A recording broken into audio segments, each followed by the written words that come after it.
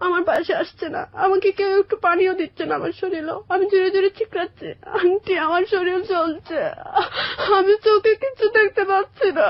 তাহলে বুঝবেন যে আজকের এই জীবনের গল্পটা কোথায় গিয়ে দাঁড়াবে। ছোট্ট একটা বাচ্চা, ছোট্ট একটা শিশু, যার মনে স্বপ্ন আছে, যে পরিবার পায়নি, যে পড়াশুনো করছে এবং পাশাপাশি ইনকাম করছে পরিবারকে চালানোর জন্য। তার মনে স্বপ্ন আছে নায়িকা হওয়ার, এবং তার যে গল্পটা সেটা নিতান্তই অবর্ণনীয়, দুঃসহ, দুর্বিষহ। নিবেদন তোমায় রে বন্ধু, নিবেদন তোমায়, ও তুমি কি জানো না আমার কি সুখে দিন যায়, আমার কি সুখে দিন যায়। আমার সঙ্গে কে রয়েছে তার সঙ্গে পরিচিত হব শুরুতেই। আপনি আপনার নামটা একটু বলেন। আমার নাম সুমি আক্তার রিয়া। সুমি আক্তার রিয়া। জি। বর্তমানে বয়স কত? 19 বা 20 হবে। 19 বা 20 এই হচ্ছে আপনার বয়স। এবং আপনার জন্ম জেলা? আমার সিলেট হচ্ছে জন্ম। সিলেটে আপনার জন্ম। ওকে। তো শুনি একেবারে ছোটবেলা থেকে যেখান থেকে আপনি বলতে চান আপনি মন খুলেই বলবেন, এবং আপনি নিজেই সিলেক্ট করেছেন এই অনুষ্ঠানটা আপনার জীবনের গল্প বলার জন্য, তাই কি? ওকে, ঠিক আছে, বলুন। আমার আব্বা আম্মু তারা লাভ ম্যারেজ করেছিলেন। জি। আমার মার বয়স যখন 15-16 ছিল, তখনই বিয়ে করেছিল। আপনার বাবা কি করতেন? আমার বাবা একজন কৃষক ছিলেন। কৃষক ছিলেন, ওকে। তখন আমার বাবা আমার মার পাশে গ্রামে চাকরি করতেন। মা দেখে খুব চয়েস করলো গ্রাম বা ওনার বাবা মা ধরে ওনাকে বিয়ে দিল। আমি মার প্রথম বিয়ের বছরই আমার জন্ম হয়ে গেল। মানে আপনি প্রথম সন্তান ছিলেন? হ্যাঁ, আমরা 1 ভাই 1 বোন। আমার একটা ছোট ভাই ছিল, ওর বয়স 3.5 বছর ছিল, আর আমি 6.5 এরকম ছিল।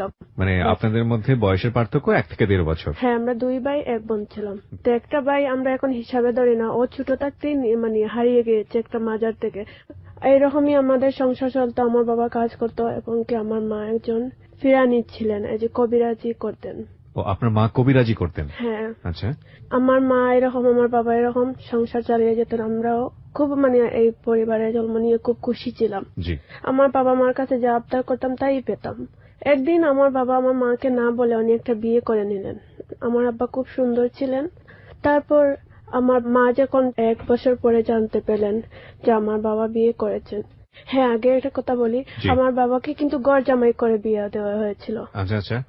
তখন আমার নানার বাড়ির সব লোকজন বলল, ওকে তুমি খাওয়াচ্ছ এবং এই স্বামী তোমার বেশ কাজে করে না, এবং স্বামী তোমার বিয়ে করে নিল তোমাকে না বলে, তাহলে ওর বাচ্চা কাচ্চা সব দিয়ে দাও সঙ্গে। তারপর আমি একটু বড় ছিলাম, যেটা আমার 6 বছর 7 বছর বয়স ছিল, আমি তো বুঝি আমার বাবার সঙ্গে আমি যাব না। পালিয়ে গিয়ে আমার অন্য খালার ঘরে লুকিয়ে পড়লাম। আমার বাবা মা 2টা ভাই নিয়ে চলে গেলেন। যেটার বয়স 3-3.5 বছর ছিল ওটাকে পালক দিয়েছিলেন, আর আরেকটা ভাই যখন আমার 5 বছরের মতন ছিল ওটাকে দিয়ে দিয়েছেন অন্য একটা জায়গায়। আচ্ছা, তো এটা কি আপনার মনে আছে কিনা? মানে হ্যাঁ, আমার জীবনের সবকিছু আমার মনে আছে। তো আপনার সামনে কি ঘটেছিল?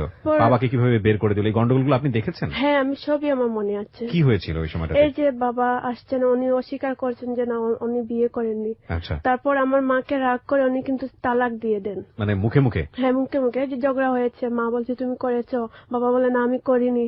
এইরকম করে বাদে বাবা রাগ করে মানে তালাক দিয়ে দিয়েছেন। তারপর আমার মা সংসার করতে চাচ্ছিলেন বাবার সঙ্গে, পরে মানে হিল্লা টিল্লা লাগে গ্রামে। পরে মানে মা মানে চাননি যে আমি হিল্লা বসে কেন বিয়ে করব, তা আমার লাগবে না এই স্বামী। আপনার মা বলেছে? হ্যাঁ। তারপর বাবা এই যে আমার বাড়ি নিয়ে চলে যান। যেটাকে পালক দিয়ে হয়েছে সেই বাড়িটাকে আমার আজ পর্যন্ত খুঁজে পাওয়া হয়নি। এই ভাইটাই হারিয়ে গেছে? হ্যাঁ, এই বাড়িটাই। তাই আমরা হিসাবে ধরি 1 ভাই 1 বোন। ও, ওকে ওকে। পরে আমার ভাই যেটা ছিল আমার বাবার কাছে এটাই নিয়ে আসেন। আচ্ছা, মা বললে তা আমি কি করব, তোমাদেরকে কিভাবে পালবো, কিভাবে পড়াশোনা করাবো, আমি কিছু বুঝতে পারতেছি না।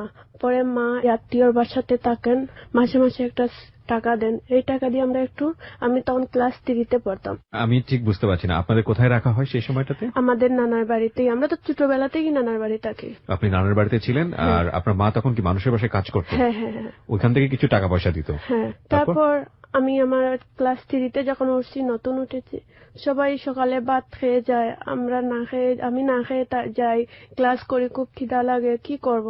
আমাদের একটা ঘর ছিল, অনেক জ্বর তুফানে সেই ঘরটা ভেঙে দিয়ে দিছে। তারপর আমাদের টাকার জায়গা না, 2 ভাই বোন, থাকবো কোথায়?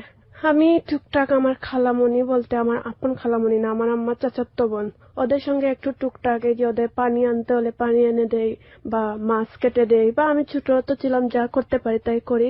তাই আমাকে 4টা বাদ দিলে টাকারও জায়গা দেয়, কিন্তু আমার ভাইকে তো কেউ দিবে না। আমার ভাই কখনো রাত ঘরের বাইরে দাঁড়িতে শুয়ে থাকতো ঠান্ডার সময়, আমার খুব খারাপ লাগতো। আমি কখনো ঘুমাতাম রুমে, আমার ভাইকে দেওয়া হতো পায়ের কাছে, আমার খুব খারাপ লাগতো। বস্তা দিয়ে আমার ভাই রাত ঠান্ডার দিন বস্তা দিয়ে শরীরে দিত। তাই ভাবলাম যে না, আমি আমার ভাই এত কষ্ট করছি কেন। পরে আমার খালা, একজন আপন খালা, উনি ভাবলেন না সুমিকে একটা বিউটি পার্লারে দিয়ে দিই, ও কাজ শিখবে, পড়াশোনা করবে। পরে আমার খালার একজন আত্মীয় লাগে, ওনার পার্লারে আমাকে দিয়ে দিলেন।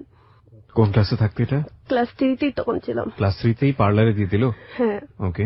তারপর স্কুলে যেতাম পাশের গ্রামই, তখন আমার খুব ভালো লাগতো। সবচেয়ে মজার কথা হয়েছে, আমি যখন পার্লারে যেতাম আমাকে চা আনতে বা বিস্কুট আনতে, মানে বিভিন্ন জিনিসের জন্য আমাকে পাঠাতো। আমার খুব ভালো লাগতো। আমি ছোটবেলাতেই খুব চঞ্চল ছিলাম, যদি দৌড়ের উপরে রাখে আমার খুব ভালো লাগে। ওকে। মানে আমি যখন ছোট ছিলাম, আমার আব্বু আমার স্বপ্ন ছিল আমাকে একজন পুলিশ বানাবে। আমি ছোটবেলা থেকে শাকিব খানের ছবি দেখি, শাবনূরের ছবি দেখি, আমার স্বপ্ন ছিল যে না, আমি একজন নায়িকা হব। তখন আমার আম্মা তারা বললেন, ঠিক আছে মা, তোমার যেটা পছন্দ তুমি সেটাই করবা। পরে তো আমাদের ফ্যামিলিটা তছনছ হয়ে গেল। জি। পরে কালার পার্লারে 4 বছর ছিলাম।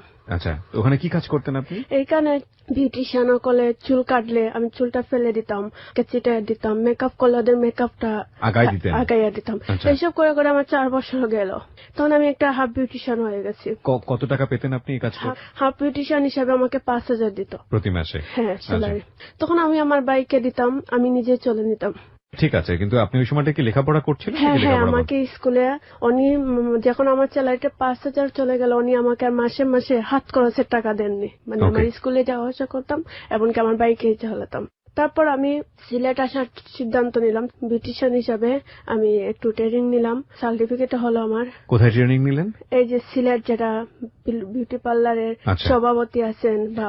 ঠিক আছে, কোন একটা জায়গা থেকে আপনি ট্রেনিং নিয়েছেন। হ্যাঁ, কি শিখলেন ওখানে? কি শিখলেন এখানে? মানে আমি 4 বছরে মোটামুটি একটা বিউটিশিয়ান হচ্ছিলাম, কিন্তু তারপরে আমি আরো একটু শিখার চেষ্টা করলাম। ওকে। তারপর আমি যেখানে আমার খালার বাসায় ছিলাম, পার্লারে ছিলাম, এখানে একটা বিয়ে গিয়েছিলাম।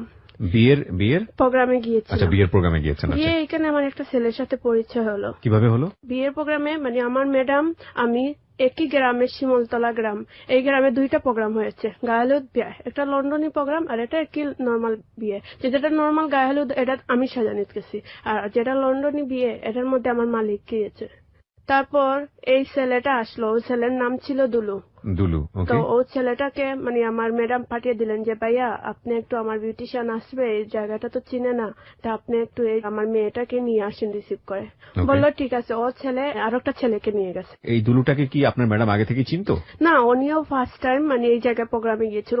যে প্রোগ্রামে উনি গিয়েছেন, এই প্রোগ্রামের ওর বাবিন বনির বিয়ে। আচ্ছা, এটা মানে যে প্রোগ্রামে আপনার ম্যাডাম গিয়েছিল, লন্ডনী প্রোগ্রাম। লন্ডনী প্রোগ্রাম কেন বলছেন বলেন তো এটাকে? ও মেয়েটা লন্ডন থেকে আসছে। আচ্ছা, সেই জন্য আপনি বলছেন এটাকে লন্ডনী প্রোগ্রাম। তো এখানে গেছে আপনার ম্যাডাম, উনি ওখান থেকে একটা ছেলেকে পাঠিয়েছে, যে ছেলেটাকে উনিও চিনতো না। আর ওই ছেলেটা ছিল হচ্ছে যার বিয়ে হচ্ছে তার ভাইয়ের বউর বোন। তার ভাইয়ের বউয়ের বোন। তো ওই ছেলেটাকে আপনার কাছে পাঠিয়েছে কেন? আমাকে তো অন্য একটা প্রোগ্রামে দিয়েছে, আমি তো আর সেন্টারটা চিনবো না, মানে বাসাটা চিনবো না। বলছে তুমি একটু ওই রাস্তার সামনে দাঁড়ালে ওকে দিয়ে যাবে, আপনি একটু সঙ্গে করে নিয়ে আসছেন, রাত 9:30 হবে। আচ্ছা, তখন কি আপনার বিয়ের কাজ শেষ?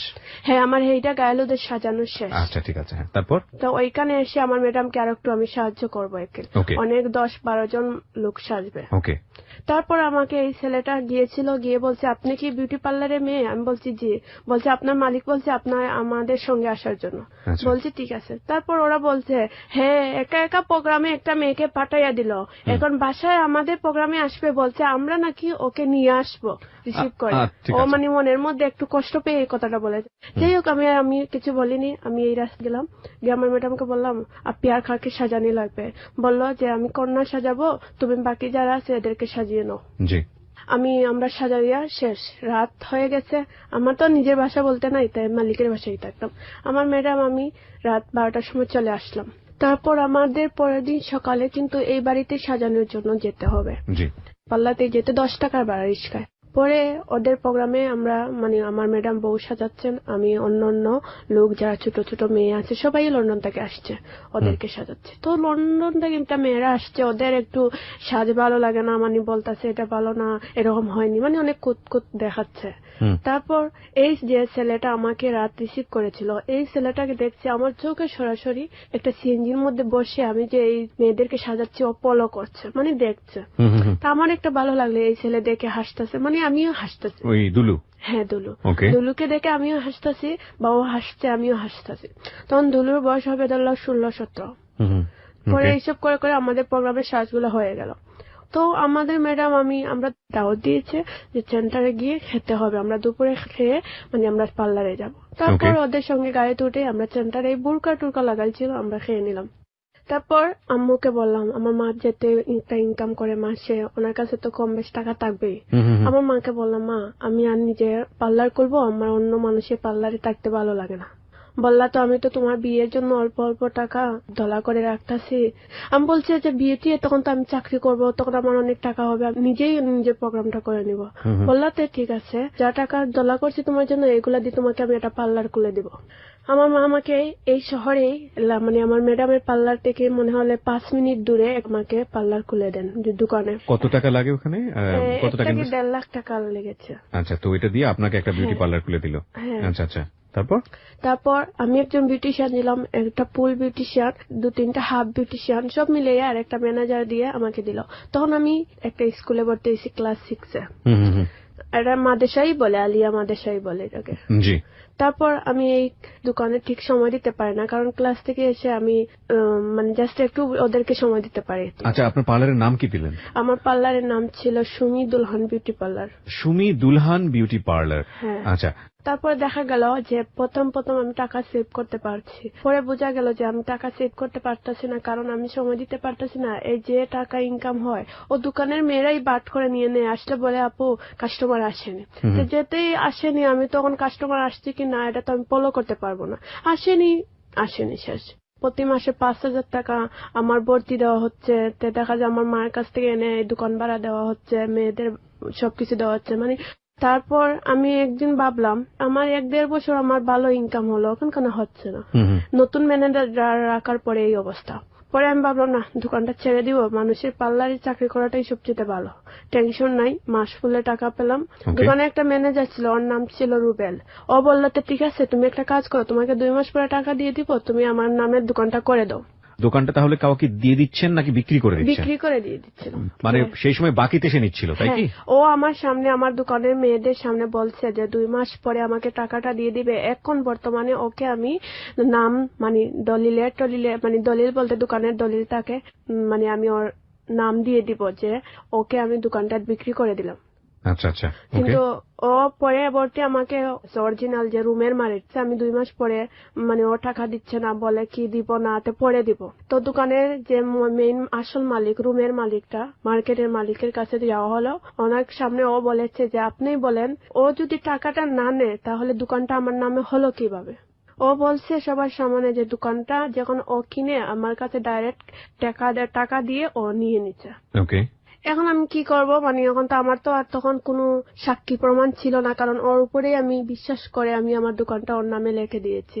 তারপর আমি কি করলাম, মনে অনেক কষ্ট পেলাম, আর সবচেয়ে আমার মা কান্না করেছে। প্রথমে বলছে, মা এটা তোমার ভবিষ্যতের টাকা, এই দোকান নিয়ে আসে আমি এইটা বাদ দিয়ে দিছি, কারণ আমি আল্লাহর কাছে সবুর করে ফেলছি। তখন আমাকে মানে আমার কথা টাকাও বিশ্বাস করতে পারছিল না যে ছোট মেয়ে এই দোকান দিয়েছে। তারপরে মানে আপনি যেটা নিয়ে বার্গেনিং করবেন সেটারও সুযোগ ছিল না, কারণ কেউ আপনাকে বিশ্বাস করছিল না। কেউ করছিল না, কেউ মালিক হিসেবে বিশ্বাস করে না, কিন্তু মার্কেটের মালিকটাই তো জানবে যে এটা কার দোকান। ছেলেটা আপনার পরিচিত ছিল, আপনি যেটা বলছিলেন? আমাদের পাশের গ্রামে। কত টাকা দিয়েছিল আপনাকে যখন দোকানটা নেয়?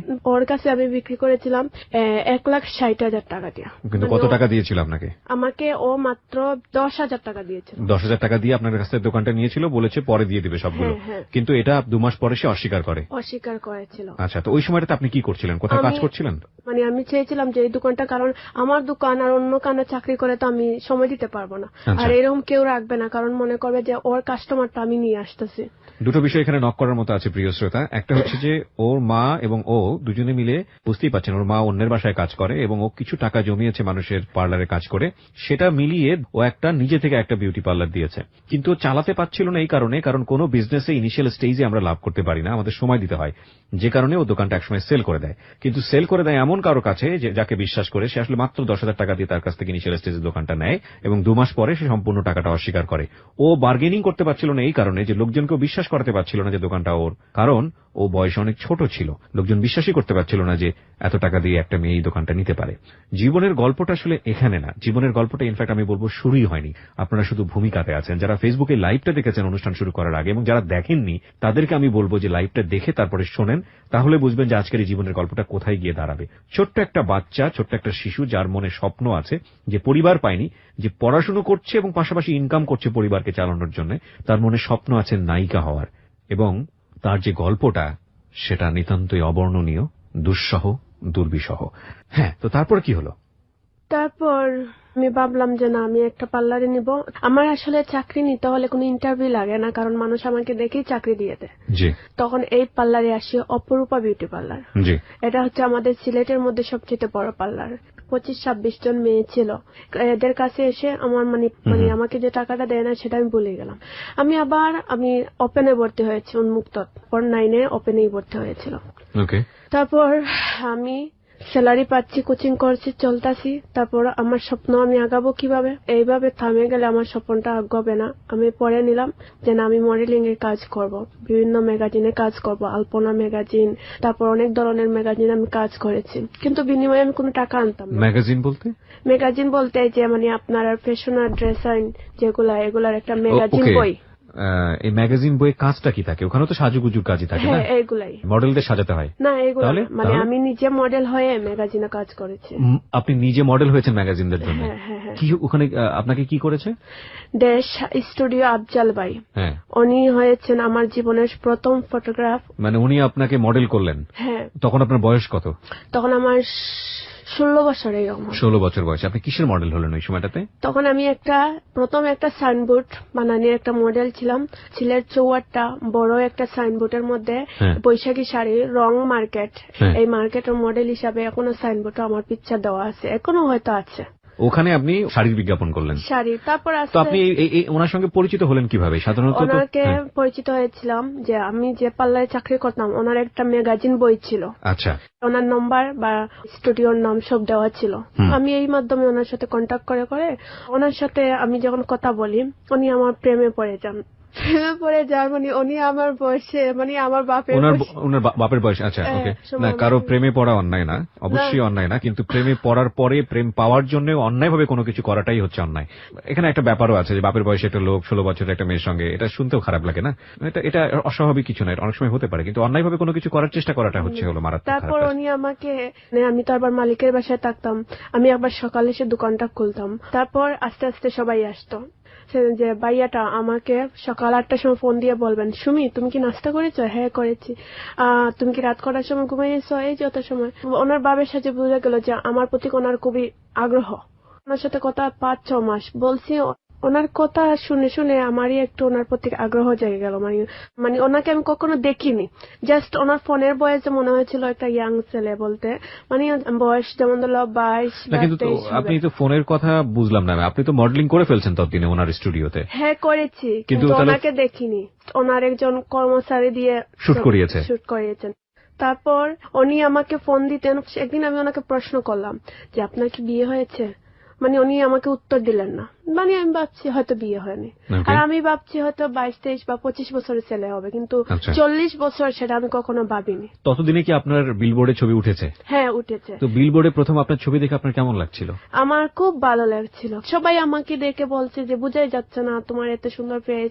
আমাকে বলছে যে আরো তোমার এক্সপিরিয়েন্স বাড়াতে হবে, তোমার ছবির হিসাবে তুমি মানে আকর্ষণীয় একটু ফিল মানুষ করতে হবে, এরকম মানে আমাকে অনেক জিনিস উনি ফোনে বলেছে। আসলে বিশ্বাস করার মতো না। যারা ফেসবুকের লাইভটি এখনো দেখেননি, আমি যখন অনুষ্ঠানটা শুরু করেছি তখন ছোট্ট একটা লাইভ করেছি আমি ফেসবুকে। আসলে বিশ্বাস করার মতো না, আপনারা দেখবেন, দেখে আসুন। এই জন্যই বলছি যে ওই সময়ের ওর যে মডেলিং জগতের ওর যে ছবি 16 বছরের একটা শিশু কিশোর যাই বলি না কেন সেই সময়ের ছবি বা তারও পরবর্তী সময়ের যে ছবি এবং আজকের যেই সুমি অবর্ণনীয়। আমি আরজে কিবরিয়া রয়েছে আপনার সঙ্গে। জীবন বহতা নদীর মতো, এটার একটা শুরু থাকে, এটার একটা শেষ থাকে এবং শুরু শেষের মাঝখানে থাকে অভূতপূর্ব এক্সপেরিয়েন্স, অভিজ্ঞতা। কিছু কিছু অভিজ্ঞতা হয় একবারে মনুষ্য জীবনে, সেটা বোধহয় সারাটা জীবন জুড়েই কষ্টের। সেই মানুষটাকে বোধহয় আর কোনোভাবেই সুখের অনুভূতির মধ্যে আনা যায় না। আমি আসলে নিজের মনের মধ্যেই কথাগুলো আজকে অনুভব করছিলাম হ্যালো ইট 920 এর অনুষ্ঠানটা করতে গিয়ে। কেন অনুভব করছিলাম পুরো গল্পটা আপনারা শুনলেই হয়তো বুঝতে পারবেন। ঠিক আছে সুমি, আমি যেখানটায় ছিলাম যে বিলবোর্ডে ছবি উঠেছে, আপনার স্বপ্ন পূরণ হতে যাচ্ছে, আপনি নায়িকা হওয়ার শখ ছিল, যেখানে আপনি ফটোশুট করলেন ওই স্টুডিওর মালিক আপনাকে ফোনে এক ধরনের বিভিন্ন রকমের অফার দিচ্ছে আর কি, প্রেম করার বা সামথিং লাইক দিস। তারপর কি হলো? তারপর ওনার কথা শুনতে শুনতে একদিন আমি ওনার প্রতি দুর্বল হয়ে গেলাম। মানে ওনাকে আমি খুব প্রায় ফোন দেই, মানে হয় ওনাকে যদি ওনার সঙ্গে আমি কথা না বলি আমার ভালো লাগে না, এরকম একটা ভাব। আর যে দুলু ছেলেটা, ও আমাকে মাঝে মধ্যে আমার কন্ট্যাক্ট নাম্বার নিয়েছিল ম্যাডামের ভাইয়ের কাছ থেকে, পরে মাঝে মধ্যে আমাকে যোগাযোগ করে, কিন্তু আমাকে একটা খারাপ প্রস্তাব দিয়েছিল যে ওর সাথে আমি, বাট ও আমাকে 3000 টাকা দিবে। এটা কে দিয়েছিল আপনাকে? দুলু অফারটা করে। দুলু আপনাকে অফারটা করে? আমি মেসেজ করলো, আমি ওকে উত্তর দিলাম যে পার্লারও চাকরি করলেও যে দেহ ব্যবসা করে সেমন কিছু না। ও আবার আমাকে রিপ্লাই করলো যে শোনো, পার্লারের সব মেয়েরাই দেহ ব্যবসা করে। আমি বললাম না, এটা তোমার ভুল কথা, সবাই কিরকম সেটা জানি না, কিন্তু হাতে 5 আঙ্গুল এক সমান না, এটা তুমি মনে রেখো। রেখে ও আমাকে ফোন দেয়, আমি ওর ফোন ধরি না। কিন্তু আফজালের প্রতি আমি দুর্বল হয়ে গেলাম, মুহূর্তে মুহূর্তে ফোন দিতাম। সো একদিন ওকে বললাম যে তুমি আমার সঙ্গে দেখা করো। ও বললাতে ঠিক আছে, তোমার কিছু পিকচারই লাগবে আর তুমি আমার দোকানে এসো। তা আসছি, এই প্রথম ও আমার ছবি তুলে বিভিন্ন ধরনের কিছু পোশাক দিয়েছিল, এই পোশাক দিয়ে আমি ছবি তুলেছি। ছবি তোলার পরে ও আমাকে জড়িয়ে ধরলো, ও মানে জড়িয়ে ধরে আমাকে ফ্ল্যাটের মধ্যে নিয়ে মানে শুয়ে পড়লো। ওর এত বড় পেট যে আমি ওর পেটটাই সরাতে পারতেছি না। এই প্রথম দেখেছেন ওনাকে? এর আগে দেখেননি? আমি দেখে মানে আমি অবাক হয়ে গেছি যে আমার বাপের বসি যে আমার সঙ্গে এরকম। আচ্ছা, আপনি আমাকে একটা কথা বলবেন, মানে একদম ফ্র্যাঙ্কলি বলবেন, আজকে জীবনের গল্প এখানে বলতে এসেছেন, আপনি কি এর আগে কখনো জানতেন যে এরকম মডেলিং করতে গেলে বা এরকম ফটোগ্রাফি এই ধরনের বিষয়গুলো করতে গেলে অনেক সময় খারাপ লোকের হাতে পড়তে হয় এবং অনেক ধরনের বিপদের মুখোমুখি হতে হয়, বিশেষ করে যে সেক্সুয়াল যেই অ্যাবিউজ সেটা হতে হয়, এগুলো কি আপনি আগে থেকে জানতেন? হ্যাঁ, আমি জানতাম। তো জেনে শুনেও আপনি যখন এই জায়গাটাতে আসলেন আপনার মনের মধ্যে ভয় ছিল না যে কোনো সময়? সময় বিশ্বাস করতাম মানুষ সবাই এক সমান না। কিছু মানুষ আছে মানুষকে কষ্ট দেখালেও বোঝা যায়, আর কিছু মানুষ আছে মুখ দিয়ে ভালোভাবে বোঝালেই বোঝে। একটা বিষয় অবশ্যই মনে রাখতে হবে, ওর সোশ্যাল রিয়েলিটিটা কি, ও কি ধরনের পরিবারে বড় হচ্ছে, ওর জন্য 2 পয়সা ইনকাম করা কতটা প্রয়োজনীয়। ও যে কথাটা বলেছে যে সব মানুষ সমান না, মানুষের প্রতি বিশ্বাস হারানো পাপ, আমরা এটা একটা কথা জানি। সবাইকে যদি আমরা খারাপ ভাবি তাহলে আমরা দুনিয়ায় চলবো কি করে? ওর কথা 100% রাইট, কিন্তু কপাল যদি এরকম থাকে সেক্ষেত্রে আর কি করার থাকে। তারপর কি হলো? পরে আমি বলছি যে আমাকে ছাড়ো, আমি উঠবো। আমি জাস্ট একটু শর্ট করছি বিষয়টাকে, আমি আনতে চাই না সেন্সিটিভ বিষয়। আপনি কি ওর দ্বারা রেপড হলেন? না, আপনি যেভাবে হোক নিজেকে সেভ করেছেন ওখান থেকে। আচ্ছা, ঠিক আছে। পরে ও বললো আসলে আমি সরি, মানে আমার কাছে ফোনে মাপ চাইলো। আমি বললাম ঠিক আছে। পরে আমি আসলে ওর কাছে ছুটে যেতাম, কারণ আমি জানি এটা দেখার পরেও আপনার ওর প্রতি মায়া লাগলো? জানি না কেন। তারপর আমি নিজেতে ওর কাছে ছুটে যেতাম, ওর কাছে ছবি না তুলে আমি ভালো লাগতো না এরকম। ওকে। যখন ও বুঝতে পারলো যে ওর প্রতি আমি দুর্বল হয়ে গেছি, তখন ও স্বীকার করলো, জানো সুমি, আমার একটা মেয়ে আছে 8-9 বছরের, আর আমি বিয়ে করে ফেলছি। ওকে ওকে। পরে বললো ঠিক আছে, তোমার সঙ্গে আমার যা হয়েছে, আমি তোমাকে ছোট বোনের মতন দেখবো, আর তুমি আমাকে বড় ভাই হিসাবে ক্ষমা করে দাও। তারপর ওকে আমি সবসময় ভাই বলে ডাকি। তারপর 2012 সালে আমার মা একটা ছেলেকে পছন্দ করলো, এই যে আমার মামুর ওয়াইফের ভাইকে। এখন তাদের বিয়ে 2012 সালে। এখন আমি শুনে খুব খারাপ পেলাম যে আমার মা ছোট থাকতে কেন বিয়ে বসলো না, আমরা বড় হওয়ার পরে কেন মা বিয়ে করলো, মানে এইসব নিয়ে। মানে বিয়ে কি আপনাদেরকে না জানিয়ে করে ফেলেছে? হ্যাঁ, না জানি। তারপর আমার মার সাথে আমার কোনো যোগাযোগ হয়নি। এখন আমার মা কোথায় আছে আমি জানি না। তারপর মাকে প্রশ্ন করলাম, তুমি বিয়ে করলা কেন? বললে, মা, আমার এটা ভবিষ্যৎ আছে, আর যদি আমি অসুস্থ হই আমার মাথা কে ধরবে? তোমরা স্বামীর বাড়ি একটা বউ নিয়ে থাকবে, কিন্তু আমি বুড়া হবো, আমাকে কে দেখবে? তারপর এইভাবেই চলছে। তো একদিন মা প্রেগনেন্ট হয়ে গেল। আমি শুনে খুশি হয়নি, খুব হিংসা লাগছিল যে আমার মা এইসব করতো কেন। আর একটা ছেলের নাম হয়েছে স্বপন। জি। ওর স্টুডিওতে ফটোগ্রাফি করার জন্য একটা নিউজ দিয়েছিল। এই ছেলেটা আমার জন্য পাগল হয়ে গেছে, স্বপন দাস। ছেলেটা হিন্দু আমি জানি না। এখন ও ছেলের দোকানে যাওয়া আসা করতাম, জাস্ট লোকজন থাকতো, যে গল্প করতাম, ও আমার হাত ধরতো, বলতো তোমার হাতের নখগুলো অনেক সুন্দর, আঙ্গুলগুলো অনেক সুন্দর। আপনার নাম্বার পেলো কিভাবে? যে আফজাল ভাই, ওনার যে স্টুডিওতে কাজ করতাম, ওনার কাছ থেকে সে আমার নম্বরটা নিয়েছে। আমাকে চাচ্ছেন সত্যিই নায়িকা বানাতে। বিভিন্ন জায়গায় নাম্বার দিয়েছে আর কি। নাম্বারটা দিয়েছেন, বিভিন্ন মিডিয়া পরিচালক যা আছে সব। স্বপন আমাকে অফার করলো যে ও আমাকে ভালোবাসে। একটু সুন্দর ছিল, খুবই স্মার্ট ছেলে ছিল। তো ওর কাছে বসে কম্পিউটারও চালাচ্ছে, দেখতেছি, বা আমাকে বলছে এরকম ছবি তুলে তোমাকে ভালো লাগবে। একজন ফটোগ্রাফ আছে, রাশেল নাম, উনি আমাকে একটা নাটকের অফার দিয়েছিলেন। আমি বলছি না, আমি নাটক করব না, আমার স্বপ্ন আমি মিডিয়াতে নায়িকা হব, আমি নায়িকার ছবি পাঠও করব, আমি কোনো নাটকের মধ্যে কোনো মডেলের পাঠ করব না। তারপর উনি, আফজাল, রাসেল, স্বপন, ওরা মিলে আমাকে ঢাকায় একজন পরিচালক বাইরে, মেবি নামটা আমার মনে নেই, ওনার কাছে নম্বরটা দিল। উনি আমাকে ফোন দিয়ে বলছেন বিভিন্ন নাটকের অফার দিয়েছেন। তারপর স্বপনে আমাকে বলল যে দেখো, আমি তোমাকে খুব ভালোবাসি, তুমি আমাকে খুব ভালোবাসো। ও রাত হলে 12টা থেকে রাত 4টা 3টা পর্যন্ত কথা ওয়েটিং দেখা যেত। আমি বলতাম হ্যাঁ, আমি বলতাম তুমি এত ওয়েটিং কার সঙ্গে কথা বলো? বলে দেখো সুমি, আমি তো সারাদিন সময় পাই না, রাত হলে ফ্রেন্ড সবাই মিলে আমরা কথা বলি, মজা করি। আমি বলি না, একদিন হতে পারে, প্রতিদিন রাত তুমি এই ফ্রেন্ডের সাথে কথা বলো? পরে আমি বুঝতে পারলাম, বুঝে আমি চেয়েছি হয়ে যাব। তারপর ও যখন মিষ্টি করে কথা বলে আমি আর সরতে পারি না। তারপর আমি একটা ঈদের দিন ছিল, ওকে আমি 2000 টাকা দিয়েছি।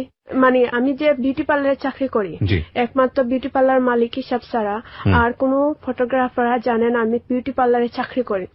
ওরা জানে আমার গ্রামে আমি থাকি, পড়াশোনা করি। তো ওকে বলছি যে আমি বিশ্বনাথ থাকি, মানে আমার গ্রাম থেকে আমি আসতেছি তোমার জন্য টাকা নিয়ে, তুমি ঈদের জামা কাপড় কিনবা। কিন্তু ও যে হিন্দু সেটা আমি জানি না। তো ও তো আমাকে বলতে পারতো যে আমি ঈদ আমার জন্য না। ও বলছে না, আসা লাগবে না। তারপরে আমি তো কাছাকাছি দিঘাবি এই জায়গাতে আমি চাকরি করি। ও বলছে তুমি এত কষ্ট করে, মানে ওর কাছে আমার ভালোবাসাটা এইভাবে তৈরি করে রাখলাম যে ওর জন্য আমি কোথায় থেকে একা চলে আসলাম। ও ভাবছে এই কথা, তুমি আমাকে এত ভালোবাসো, টাকা দেওয়ার জন্য তুমি 3 ঘন্টা রাস্তা জার্নিং করে আসছো, সত্যি তোমাকে ভোলা যায় না। আমার পার্লারে গিয়েছি, গিয়ে দেখি অনেক কাস্টমার। ঈদের সময় তো কাজ করতে করতে ও আমাকে বেজান ফোন দিচ্ছে। আমি তো ফোন দেখতেছি না, কারণ দেখবো কিভাবে, কাস্টমার তো রেখেই আমি ওকে টাকাটা দেওয়ার জন্য গিয়েছি। ওর স্বপন ছেলেটা খুব টেনশনে পড়ে গেছে যে কেন এই মেয়েটাকে ফোন দিচ্ছি, রিসিভ করছে না। তখন তো আপনারা বয়ফ্রেন্ড গার্লফ্রেন্ড? হ্যাঁ হ্যাঁ হ্যাঁ। রাত 8-10টার সময় আমার কাজ শেষ। মালিকের বাসাটা যেতে হলে ওর দোকানটা পাস করেই মালিকের বাসা যেতে হয়। আমি রিস্কায় গেলে আমি মুখটা ওর দোকানের সামনে গেলে নিচে দিয়ে দিই। ওর দোকানটা 2 তলা, দেখা যায়। ও আবার সব সময় বেলকুনিতে আসে বসে থাকে, মেয়েরা যায় এইসব দেখে হয়তো। রিস্কাটা হয়তো ফুট তুলে ফেলি, মুখটা আবার করে ফেলি। মানে যতদিন ছিলাম এইরকম যাওয়া আসা করতাম, ও বুঝতেই পারতো না। সেদিন রাতে আর একটা কথা বলি, আফজাল যে স্টুডিও, ওনার কাছে গিয়ে আমি ছবি তুলছিলাম।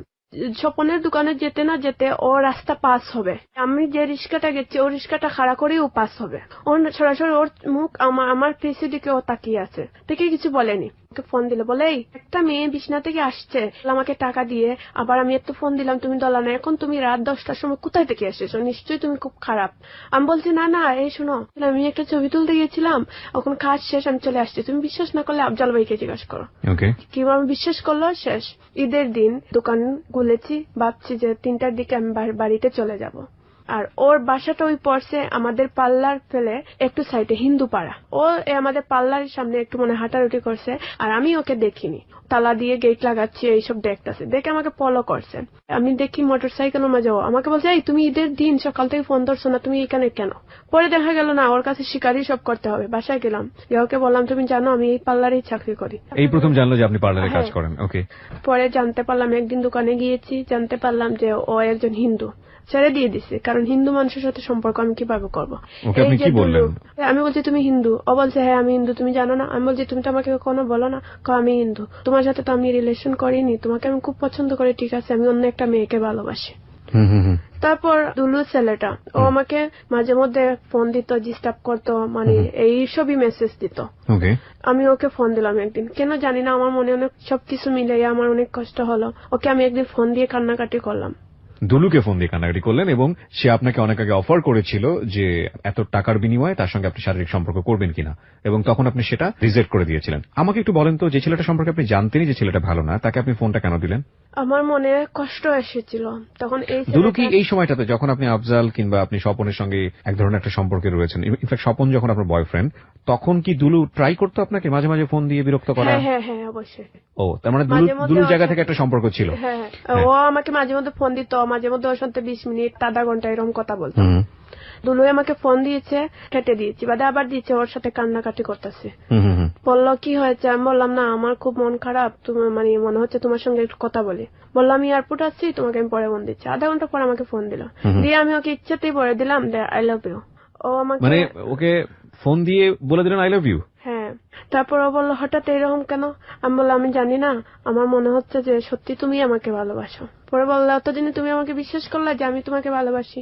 আমি বললাম হ্যাঁ, আমার বিশ্বাস হলো তুমি আমাকে ভালোবাসো, এমনকি আমিও তোমাকে আজ থেকে ভালোবাসবো। বললো তুমি যখন আমাকে ভালোবাসো আমার সঙ্গে দেখা করতে পারবা? আমি বললাম অবশ্যই আমি তোমার সঙ্গে দেখা করতে পারবো। কিন্তু ও তো আপনাকে ভালোবাসে না, প্রথম থেকে ও আপনাকে অফার দিয়েছিল এটা করার জন্য। কারণ আমি ভাবতাম ও ছোট মানুষ তো, মানে একও মানুষ আছে মানুষকে ট্রাই করে। ও আচ্ছা, আপনার কাছে মনে হয়েছে যে ও হয়তো আপনাকে বাজিয়ে দেখতে চেয়েছে। হ্যাঁ। ও কি পরবর্তীতে ভালোবাসার অফার দিয়েছিল, লাভ অফার দিয়েছিল? ও আমাকে ভালোবাসে সত্যি বলে। আমি একদিন ওকে বলছিলাম যে তুমি যে আমাকে বললে এরকম, জানো আমার ফ্রেন্ড 3টা মিলে বলেছিল তোমার ম্যাডাম তুমি অনেক খারাপ কাজ। ও ওকে, যাই হোক, ওর ধারণা যখন চেঞ্জ হয়ে গেছে তখন সে নিজে থেকেই অফার করেছে যে না আপনাকে সে লাভ করে বা ভালোবাসতে চায়, কিন্তু তখন আপনি স্বপনের সঙ্গে একটা সম্পর্কে ছিলেন। হ্যাঁ। তো যখন স্বপনের সাথে যখন ব্রেকআপ হয়ে গেল তখন আপনি দুলুকে ফোন দিয়ে বলেছেন লাভ ইউ, তাই তো? ওকে, তারপর আমার জীবনে আমি কাউকে মন থেকে ভালোবাসিনি, যে আমি ছোট থেকে কষ্ট পেয়েছি, বাবা মার ভালোবাসা থেকে বঞ্চিত হয়েছি। আমি চেয়েছি যে একটা মানুষের সাথে সম্পর্ক রাখি যেতে আমার মনটা একটু সুখে থাকে। দুলুকে আমি বলেছি আমি তোমাকে ভালোবাসি, ও বলছে তুমি আমার সঙ্গে দেখা করো। ওকে দেখা করবো। বিশ্বনাথ একটা রেস্টুরেন্ট ছিল, কোনো বয়ফ্রেন্ড গার্লফ্রেন্ড এই জায়গাটাই আসে, ওরকম জায়গাতে নিয়ে গেছে দুলু আপনাকে। ওকে, ও আমাকে আমার শরীরে টাচ করলো। ওকে, যে বিষয়গুলো অস্বস্তিকর সেগুলো না বললেও আপনার চলবে, আমরা বুঝে নেব যে আসলে কি হয়েছে। আপনাদের মধ্যে কি কমপ্লিটলি কোনো অনৈতিক সম্পর্ক সেখানে হয়েছিল? না। ওকে, সেটা কিছু হয়নি। ও আমাকে টাচ করে বুঝতে পারলো যে আমি আসলে এরকম কোনো কাজ করতে পারিনি। নোট করবেন প্রিয় শ্রোতা, গল্পটাকে ডিপলি ভাবার চেষ্টা করবেন। এখানে অবশ্যই ইম্পর্টেন্ট কিছু বিষয় আছে যেটা আপনারা হয়তোবা ওভাবে চিন্তা করছেন না। আমি একটু চিন্তা করছি এবং আপনাদের সঙ্গে শেয়ার করতে চাই। আমিও কিন্তু শ্রোতা, আমি শুধু উপস্থাপক না। আমি আজকের এই গল্পটা আপনাদের এখানে উপস্থাপন করবার আগে আমি গল্পটা সম্পর্কে কিচ্ছু জানি না, আমি উপস্থাপন করছি এবং আমি শুনছি। কেন আমি কিছু না জেনে রিস্কটা নিয়েছি? Because of her appearance. আপনারা যদি ফেসবুকে আপনার ওই লাইভটা দেখে থাকেন তাহলে বুঝবেন যে গল্পই হোক না কেন এই গল্প অবশ্যই রেডিওতে প্রচার করা উচিত, সেই জায়গাটা থেকে আমি রিস্কটা নিয়েছি।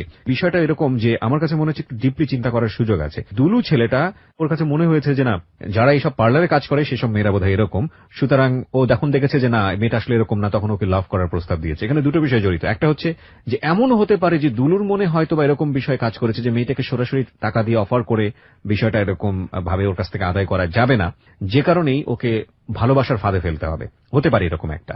আরেকটা যেটা হতে পারে, যেটা সত্যি সত্যি হতে পারে, যে না, যে মেয়েটি যেহেতু রাজি হয়নি সুতরাং মেয়েটা বোধহয় ভালো, তাহলে তার সঙ্গে একটা সম্পর্কে গিয়ে দেখি। পজিটিভ হতে পারে, নেগেটিভ হতে পারে। ইন দ্য মেন টাইম মেয়েটা যখন রাজি হয়েছে তখন তাকে কোন একটা জায়গাতে নিয়ে গিয়ে যে সব ফিজিক্যালি যতটুকু করা যায় এই সব বিষয়গুলো যখন ট্রাই করছে, তখন উদ্দেশ্য দুটো হতে পারে। একটা হচ্ছে যে মেয়েটা যা বলেছে সেটা সত্য কিনা, আরেকটা হতে পারে যে না, যতটুকু সুযোগ আছে ততটুকুই হাসিল করে নেয়া। এই বিষয়গুলো একটু খেয়াল রাখবেন, তাহলে গল্পের ডাইমেনশনটা বুঝতে আপনাদের সহজ হবে। নইলে অনেক সময় আপনি ভুল বুঝবেন আপনার জায়গাটা থেকে। বলুন তারপরে। ও আমাকে তারপর মাজারে নিয়ে গেল। আমি বললাম কেন মাজারে? জানো সুমি, আমি তোমার যখন টাচ করেছি আমি বুঝতে পারলাম যে তুমি, বলো তোমাকে আমি মাজারে নিয়ে মাজার শপথ করাবো, বলবা যে তুমি আমাকে ছাড়া কোনো ছেলের দিকে তাকাবা না, কার কাছে কোনো জিনিসের হাত পাতাবা না। আমি ওর সাথে কসম কিরা কাটছি। আমি ওকে ভালোবাসি ঠিকই, কিন্তু এই যে বললাম যে আমি আমার মনের সুখটা সবসময় দেখি, কার দুঃখে আমাকে মনতেই চাইলো আর কে চায়নি সেটা কখনো আমি ফিল করতে চাই না। তারপর আমার জীবনে আরেকটা ছেলে আসে, তার নাম ছিল আজমাল। না দাঁড়ান, এর সঙ্গে কি সম্পর্ক ব্রেকআপ হয়ে গেল? না, ব্রেকআপ হয়নি। যে ওর সাথে একটা সম্পর্ক তাকিয়ে আমি ছিলের দুলহান বিউটি পার্লারে একটা জয়েন করি। সেখানে যাওয়ার পরে একটা ছেলে আমার জীবনে আসলো, ওর নাম ছিল আজমাল।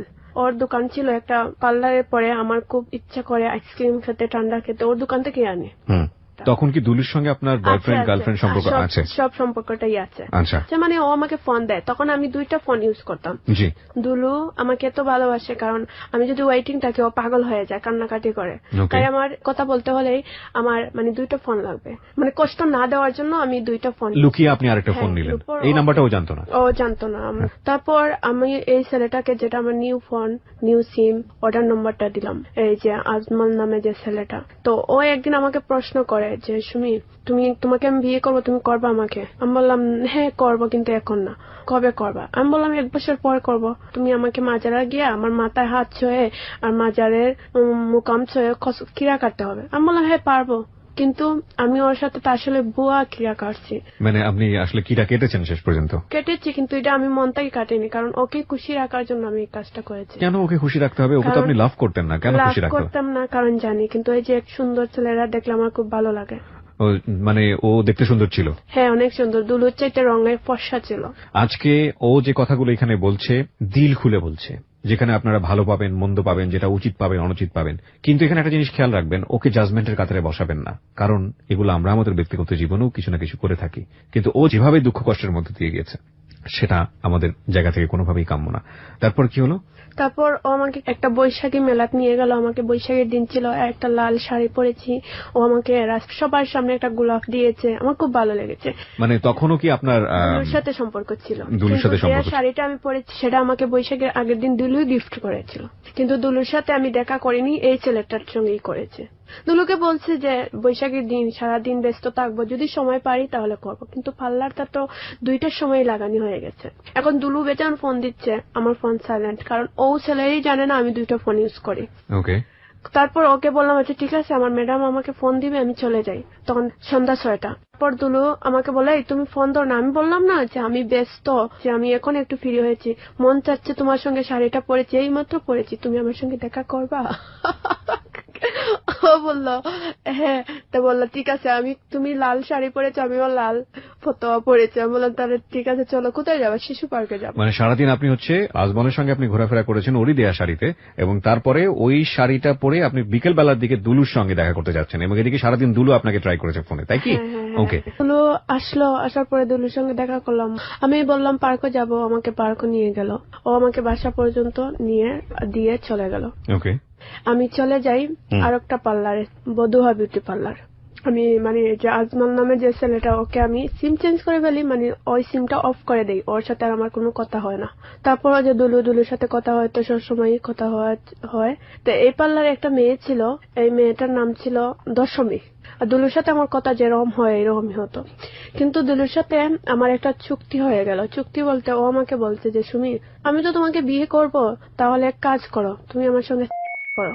আমি রাজি হয়ে গেলাম, বললাম ঠিক আছে। তারপর ও একটা রুম ঠিক করলো, যা আমরা হয়ে গেল। ওর পরে ও আমার জন্য খুবই পাগল। কোন পাগল সেটা আমি বুঝতে পারি না। তার সাথে আমার বছরে মানে 3-4 বার থাকতে হতো ওর সঙ্গে। দুলুর সঙ্গে আপনার সম্পর্ক কত বছরের ছিল? 4 বছরের কাছাকাছি। ওকে, ঠিক আছে। দুলুর সাথে এরকমই আমার চলছে। তখন আমারও উদ্দেশ্য ছিল ওকে বিয়ে করব। আমি যখন বিয়ের কথা বলি যে আমি তোমাকে বিয়ে করব, ও বলে হ্যাঁ করব, তারিখ দে। তারপরে বলে না এখন না, পরে করব। এরকম করে করে আমাকে দিন কাটিয়ে নিচ্ছে। 2013 সালে সিদ্ধান্ত নিয়েছি যে আমি ওর পিছটা ছেড়ে দিব। এর আগে একটা ছেলে আমার জীবনে বারবার ডিস্টার্ব দিত, ওর নাম ছিল নাহিদ। অনেক ধরনের ট্যাগ মারতো, ভয় দেখাতো, মানে ওকে আমি ভালো না বাসলে মানে আমাকে খুন করবে, এই ধরনের হুমকি দিত। আমি বুঝতে পারতাম। আমি যতদূর বুঝতে পারছি যে আজমলের সঙ্গে তখন আপনি সম্পর্ক অফ করেছেন, দুলুর সঙ্গে আপনার এক ধরনের সম্পর্ক আছে, সেটা সিরিয়াস একটা সম্পর্ক, নইলে তো আপনি ধরনের ফিজিক্যাল রিলেশনশিপে যেতেন না।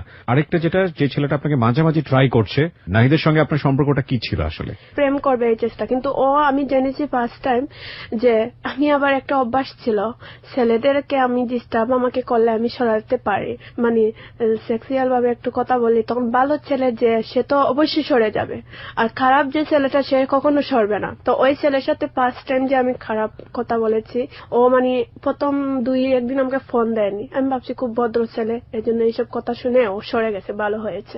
এখন থেকে খালি ফোন দে। তারপর খারাপ কোনো কথা বলে না, মানে ভালোবাসে, বলে তোমার যে কথাগুলো এগুলো রেকর্ড করেছি এই নিয়ে আমাকে ভয় দেখায়, মানে আমি ভয় পেয়ে গেছি। একদিন জানতে চাইলাম যে তুমি কি করো, বললো আমি ড্রাইভার। আমি বললাম কি তুমি ড্রাইভার? আমি একটা ড্রাইভারের সঙ্গে সম্পর্ক করব? ইম্পসিবল। তুমি কত টাকা ইনকাম করো? মানে আমি একটু ওর সাথে একটু বড় বড় গপ দিতে থাকলাম।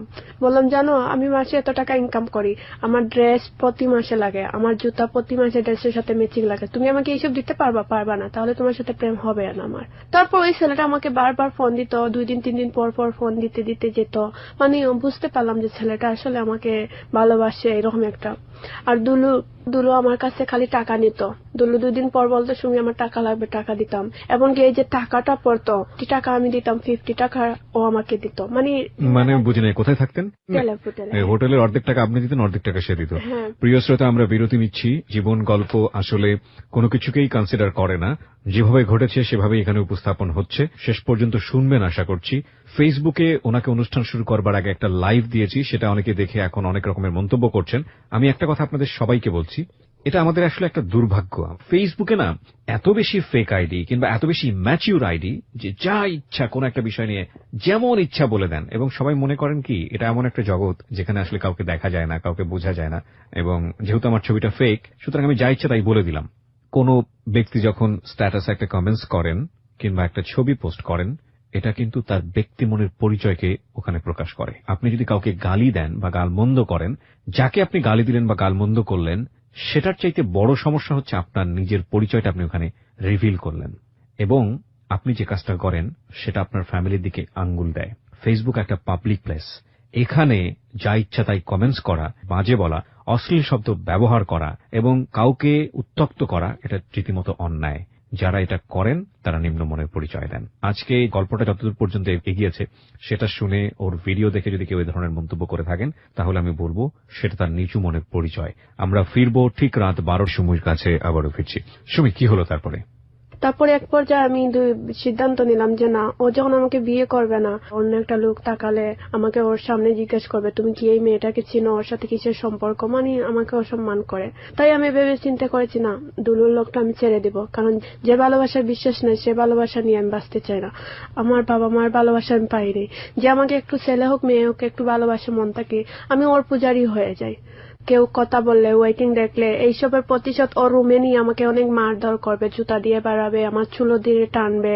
তাই আমি আস্তে আস্তে ওর কাছ থেকে আমি দূরে সরে থাকতে চাই। ওকে।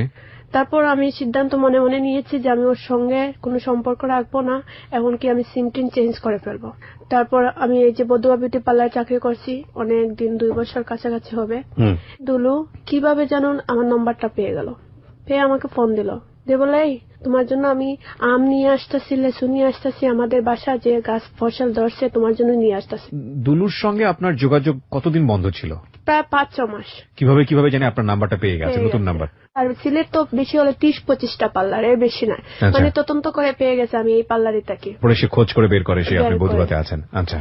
ও আমার সাথে বকাচকা না যে সুমি তুই কিভাবে থাকতে পারলে আমাকে ছাড়া, যে মেয়ে 1 ঘন্টায় কথা বলে না থাকতে পারে সে 6 মাস 5 মাস থেকে গেল, বুঝে ফেলছি তুমি অনেক চেঞ্জ হয়ে গেছো, আমাকে ভালোই বাসো না, শুধু তুই আমার মারধরটা দেখলে কিন্তু আমার ভালোবাসাটা তুই জীবনেই দেখবে না।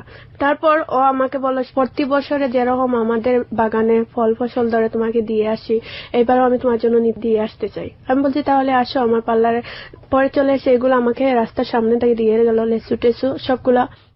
লিচু সে এসে আপনাকে দিয়ে গেছে, তার মানে আপনি দেখা করেছেন তার সঙ্গে? হ্যাঁ হ্যাঁ হ্যাঁ। ওকে। বাসার যাইতে 2টা রাস্তা আছে, একটা রাস্তা হচ্ছে একটু কঠিন ভাবে আর একটা রাস্তা হচ্ছে একটু সহজ ভাবে। আমি যে শাহজালাল মাজার দিকেই যাই এই রাস্তাটা সহজ বেশি, ভাড়াটা আমি মোবাইলে ঢুকিয়ে নিই আর হেঁটে হেঁটে চলে যাই গান শুনে শুনে। এটা আমার প্রতিদিনই হয় এরকম। আমি দেখছি একটা সিএনজি থেকে একটা ছেলে এসপে বার করলো, মানে একটা এসপে জাতীয় একটা জিনিস বাইর করছে, স্প্রে জাতীয় কোন একটা জিনিস বের করেছে সিএনজি থেকে। আপনি তখন হাঁটছিলেন? হ্যাঁ, আমি তখন দেখছি হাতটাকে বাইর করছে। আমি ভাবছি সিএনজি থেকে হাত বার করছে একটা ছেলের মধ্যে একটা বোতল জাতীয় স্প্রে। তারপর এই স্প্রের পানিগুলো গিয়ে পড়ে গেছে ওয়ালের উপরে। ওকে। আমার পরনে একটা কালো শার্ট ছিল, হাত দেখে আমার একটু ছিদ্র হয়ে গেছে। সবাই বলতেছে এই ওকে পানি ডালো, ওর হাত পুড়ে যাচ্ছে, এইগুলো বলছে। কিন্তু এসিড চেয়ে আমি জানি না জিনিসটা কি সেটা। মানে আপনি কি ফিলই করতে পারছিলেন না? শার্টের উপরে পড়েছে, এখন আমার শরীরে পড়েনি। একটা ফুটা পরে আমার হাতটা পুড়ে যাচ্ছে, একটু ফুটা, জাস্ট একটু। সবাই নিয়ে আমার হাতের মধ্যে পানি দিচ্ছে। সবাই বুঝলো কিভাবে যে আপনার হাতে পড়েছে এত ছোট জিনিস? এই যে ওয়ালে পড়েছে, ওয়ালের রংগুলা। ও আচ্ছা, ওয়ালটা দেখে সবাই বুঝতে পেরেছে। আচ্ছা, ওই সিএনজিটা কোথায় কি করলো তাহলে? সিএনজিটা চলে গেছে, একটানে চলে গেছে, একবারই চলে গেছে। দুলুকে তখন বলেছি, আমি বলছি ও জানে যখন আমি বিপদে পড়ি ওকে আমি খুঁজি। অ্যাসিডের লাগার পরে আমার মনে হলো দুলুকে ফোন দেওয়া উচিত। আমি কান্না কান্না করে বলছি, দুলু আমার এরকম অবস্থা, তুমি আমাকে এসে হেল্প করো। ও বললো তুমি চিন্তা করো না, আমি আসতেছি। পরে আমি ভাবছি যে না, দুলু যখন এত বিপদে আমার আসে, তাহলে আমি দুলুকে বিয়ে করে নিব। না, কিন্তু আপনার তো মাথায় আসা উচিত যে কে করতে পারে এই কাজটা। না, আপনি এইসব আমার কিচ্ছু আসেনি। কিচ্ছু আসেনি। না, এসিটি কি বা অ্যাসিড কি জিনিস সেটা আমি বুঝতেই পারতেছি না। পরে বললো না, তোমাকে কাজ করি, উসমানী মেডিকেল নিয়ে যাওয়া লাগবে। কিন্তু দেখে মানে বুঝতেছে হাতের মধ্যে একটা স্পট পড়ছে ছোট, বলছে তারপরে তোমার ডাক্তারে নিয়ে যাই। তারপরে এক রাত ভর্তি হয়ে গেল। পুলিশ আসছে, বললো 2 দিন আগে একটা মেয়েকে সেট দেওয়া হয়েছে, আবার আজকে আর একটা মেয়ে, নিশ্চয় মালিকের কোনো শত্রুতা আছে।